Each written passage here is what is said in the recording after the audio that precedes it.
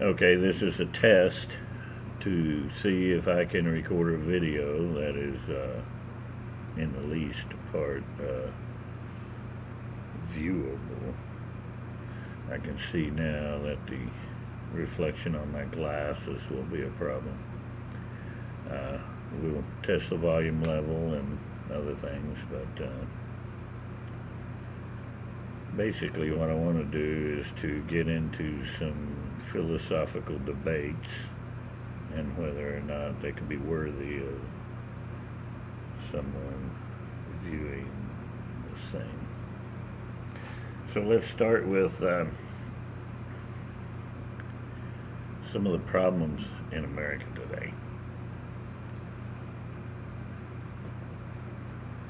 I think one of the biggest problems in America today is that people don't understand exactly what this country was supposed to be as opposed to what this country is. And if you look back in history, I mean, if you go all the way back to the tribes that were, hanging out in caves and stuff, they were mostly families, and they passed down their traditions through stories that they told. And so the elders would tell the youngers the stories, and then when those youngers grew up, they would tell those same stories to their youngers, etc., and until you had a lineage of knowledge that survived for thousands of years. And it was very important because that is how knowledge was passed on from the older generation to the younger generation. And this is the progress of man. This is why we progress to the point that we have today, is that we have kept the knowledge from one generation to the next. And so, mankind has gone on, and there's been some ups and there's been some downs, because obviously you have the evil and you have the good. But for the most part, the good knowledge was preserved, and mankind progressed because of that.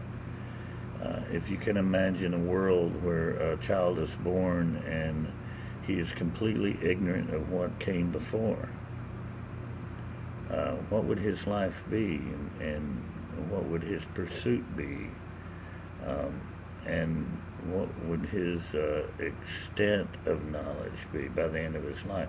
It would only pertain of his particular life. He could only tell you what he experienced during his particular life, which would have some valuable lessons, but obviously much would be missed from what his father had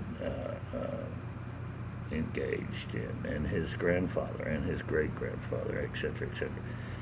And so that's where we're at. We're at a position to where mankind has progressed in all these ways. And it's now, all of a sudden, we're to a point to where we have people who are disputing the past. We have people who are actually disputing the knowledge of their fathers and grandfathers and saying, no, they were wrong. I wasn't there. I didn't live it. I have no knowledge of it whatsoever. But they're wrong, and I know that, and so I'm going to upset the apple cart. And back in my younger days, a lot of people would just dismiss this as stupidity. It's just like ignorance. It's like, you're going to take the guy who's lived for 70 years, and you're going to throw away everything he tells you for the guy who lived 20. Think about that for just a second. Obviously, it's ignorant. But yet, that's where we are. And so does this happen just by happenstance? Or is there actually something to it? And I think there is. Obviously, there's individuals, and then there are thought leaders. Okay, so in other words, you got 15, 20 kids in the tribe, and they're running around doing the things as kids will do and living their lives, whatever. And then there's this one guy, and he's always coming in. He's telling, hey, your dad's kind of keeping you down, man. Come over here. I'll show you some different stuff. It'll be fun. And so they do that. And in the past, if that happened, those kids would end up either getting thrown out of the tribe, or they would ruin their own lives and ruin their families' lives. They would not be able to produce, and their lineage would end because of their stupidity.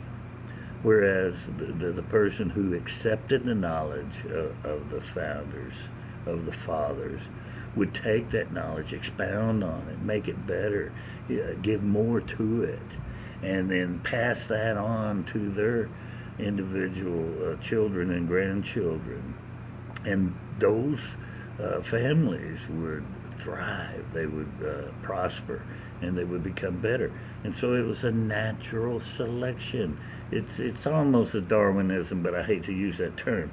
But they would thrive from their past knowledge, whereas these idiots who tried to pretend that past knowledge didn't exist would die off. I mean, they would not make it because there was no welfare system back then. You either made it or you didn't. Okay, and so now what we have is a situation where the stupidest, dumbest, most ignorant people among us survive, thrive, have children, instill in those children their same stupidity.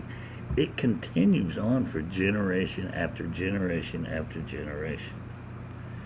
And so now we find ourselves in a situation as to what do we do with these people? We're all loving human beings, and we all want to be kind and considerate, and nobody wants to be the bad guy. Nobody wants to be that guy. I mean, who has to go to the family and tell them, your whole family's fucked up because of your, philosophy that you've instilled in them. They're just not worthy. They either need to change and get along with the program, or, maybe you ought to go somewhere else.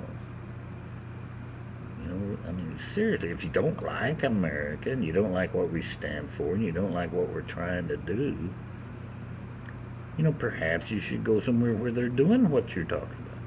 I mean, if you like communism, you can move to China. We have pretty free immigration and travel and stuff. Get yourself a passport. Go over there to China. Hell, for that matter, you go to North Korea. I mean, they're putting the socialism and the communism straight out front. You can go there and be as communist as you want, socialist as you want. Go to North Korea. I encourage you to do so. I really think it'd be a good thing. But then again, perhaps you might just think that I'm wrong. That's hard. Nobody wants to admit that. Nobody. Sometimes, though, we're just wrong. And if you think socialism's cool, and you think communism's cool, first of all, son, you ain't been paying attention. But if you really do, maybe you just need to go somewhere else. That's all.